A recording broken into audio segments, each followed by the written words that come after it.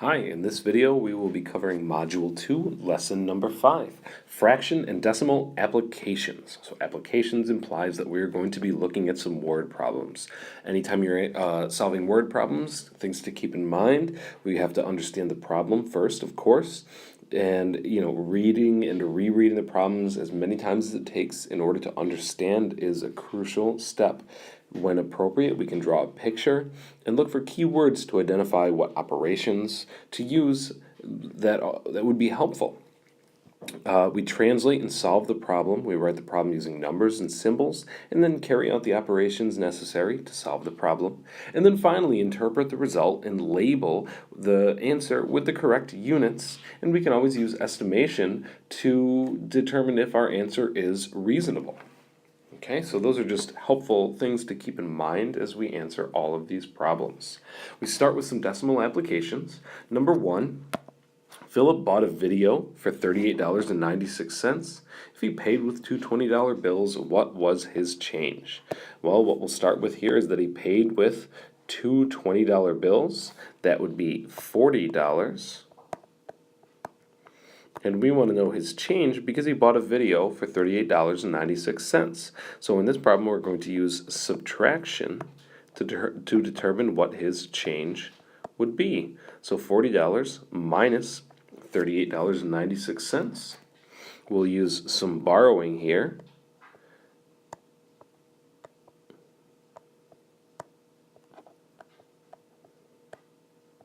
Kind of a repeated borrowing process. And now we can do our subtraction.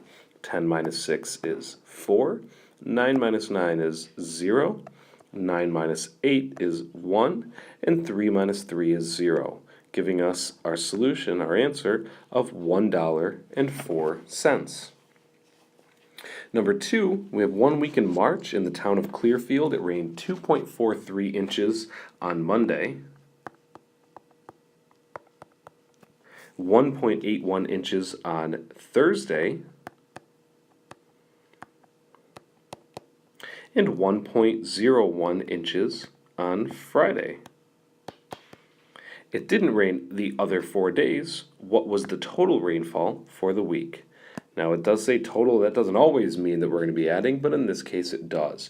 We're given 3 days worth of rain. We want to know the total rain for the week, so we're going to add those 3 days together.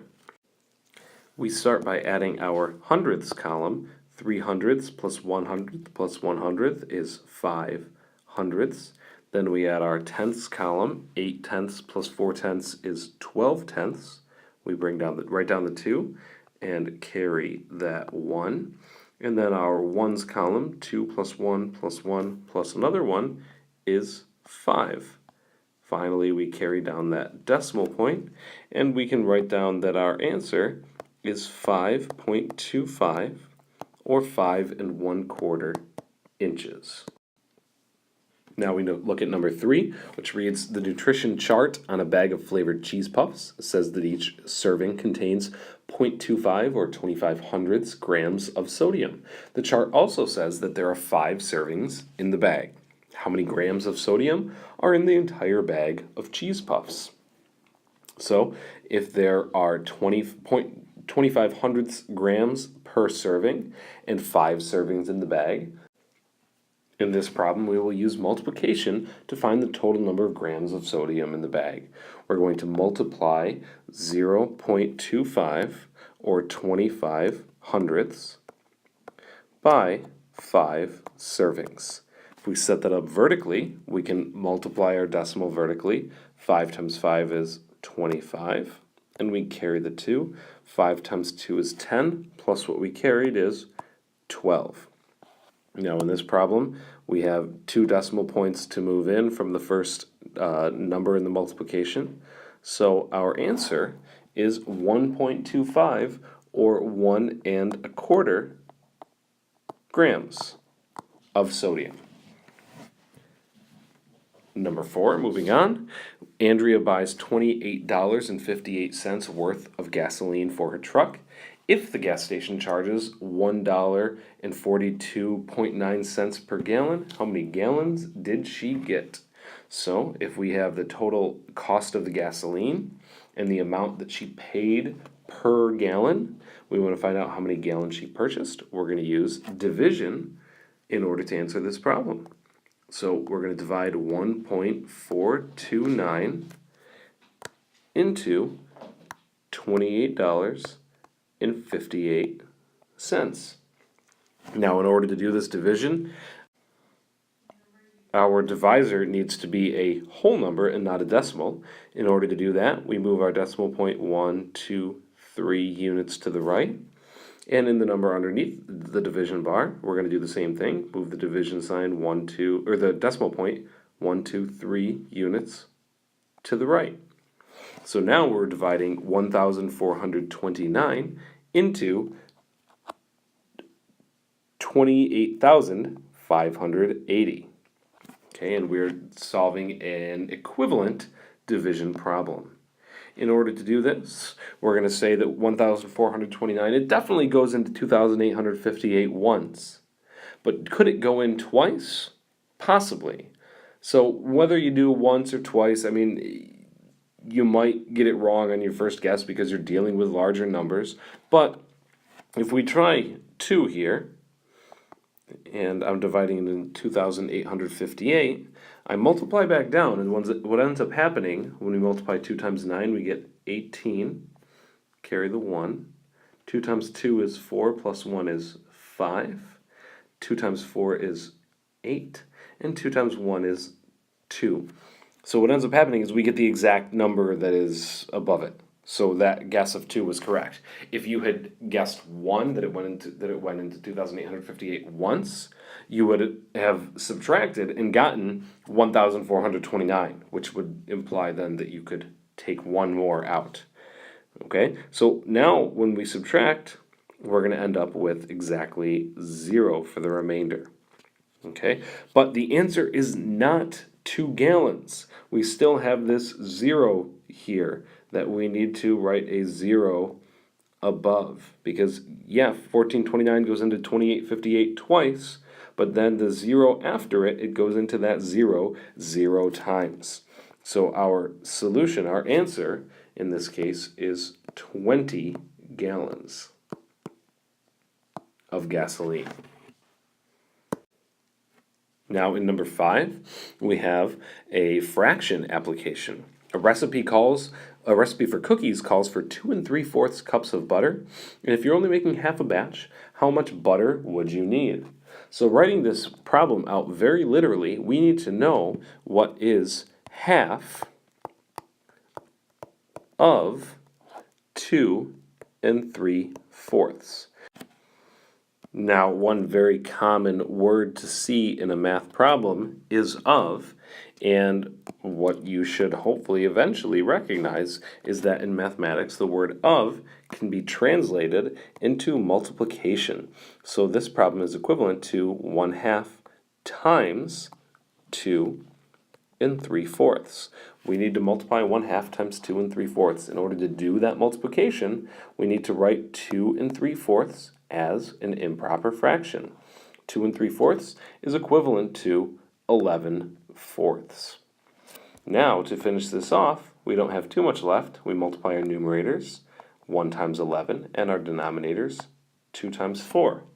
Now, if I'm making this recipe, 11/8 isn't going to mean a lot to me as I try to, cut or scoop my butter. So we need to take that 11/8 and convert it back to a mixed number. Because we were given a mixed number to start with, we want to make sure that we end with a mixed number. So 11/8 as an improper fraction is 1 3/8 as a mixed number. And our units now are 1 3/8 cups of butter. Now, looking at number 6, we have a wall in Carla's garden is to be built using brick that is 2 7/8 inches wide and a mortar joint that is 3/4 of an inch wide. And now we're given a diagram to help us find the height of the wall. So the mortar joint denotes the space between the bricks, and the brick is the bigger rectangular shapes here. So if we look at our picture, we have 1, 2, 3, 4, 5 bricks vertically. And it doesn't matter where on this wall you're looking. If you're looking from the left-hand side or the right-hand side, we have 5 bricks. So we're going to take that 5 and multiply it by 2 7/8. 5 bricks times the height of each brick. Okay. Additionally, if we look back at the picture, we have 1, 2, 3, 4 different mortar joints as we go down the wall. And again, it doesn't matter if you look at the right, the left, or the middle of the wall, there are always 4 mortar joints as you look vertically. So we're going to take that 5 times 2 7/8 and add 4 times 3/4. That would be 4 different mortar joints. In order to do all of this multiplication, what we'll do first is to convert our 2 7/8 to an improper fraction. So we can write 5 over 1 times, now 2 7/8 is equivalent to 23/8.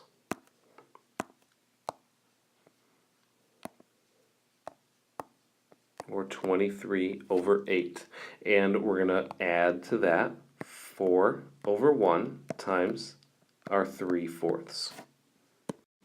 If we multiply our first two fractions together, 5 times 23 is 115 over 8. And 4 times 3 is 12 over 4.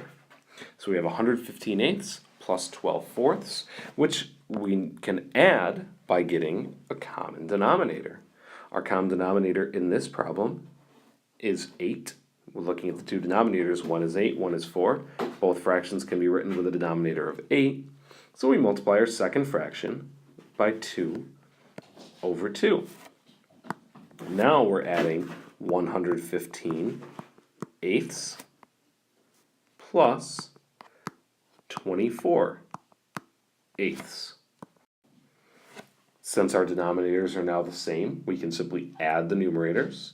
115 plus 24 is 139, and keep the denominator the same, 8. 139 over 8 inches would be our units, but again, so that we can have a better understanding of how tall that wall actually is, we should write this as a mixed number. 139 over 8 is equivalent to 17 3/8 inches.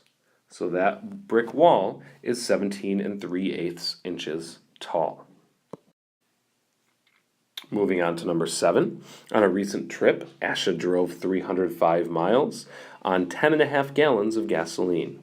And we need to calculate how many miles per gallon she gets in her vehicle. What I want to write first here is when we write miles per gallon, the abbreviation is typically MPG, but that can also be written as miles per or over gallons. And why am I pointing this out? Well, that can help us to understand how to do this problem. If we want miles per gallon, we're going to simply divide our 305 miles by 10 1/6 gallons. And that's what we're going to do. And I'll set this up. 305 miles divided by 10 1/6 gallons. So I'm going to drop the units off while I go through this problem, but then we'll bring them back at the end as miles per gallon, MPGs. We will take 305 and divide it by 10 1/6, which is equal to 61 over 6 as an improper fraction. 6 times 10 is 60, plus 1 is 61 over 6. Now, when we're dividing two numbers, especially when we're dealing with fractions, we can rewrite that as a multiplication problem. 305 over 1 times the reciprocal of the second fraction, 6 over 61. And now it's just a multiplication problem. We multiply the numerators, 305 times 6, and the denominators 1 times 61. Now, before multiplying the 305 times 6 and getting an even larger number, I'm going to look at factoring to make this problem possibly a little bit easier. What actually ends up happening is that 61 seems like an unusual number to be dividing by, is a factor of 305.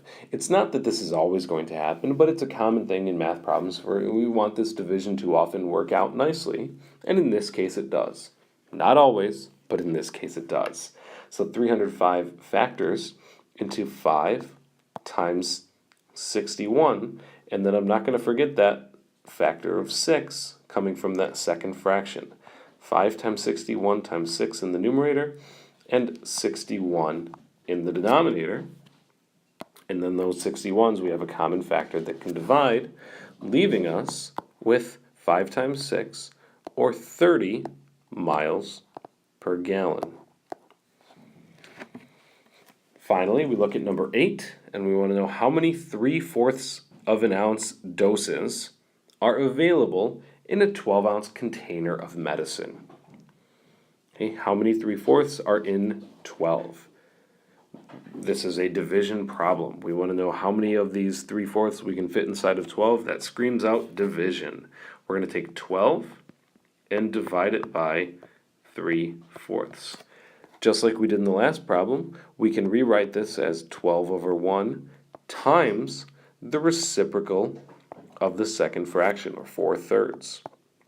12 over 1 times 4/3 would be 48 thirds. 12 times 4 is 48, and 1 times 3 is 3. And if you divide 48 by 3, you get 16. Looking back at the problem, are we talking about ounces? Are we talking about gallons? Well, certainly not gallons.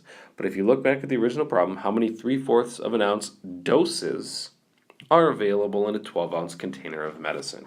So that 16 actually represents the number of doses of this medicine. So we have 16 doses available. That brings us to the end of Module 2, Lesson number 5. Thank you.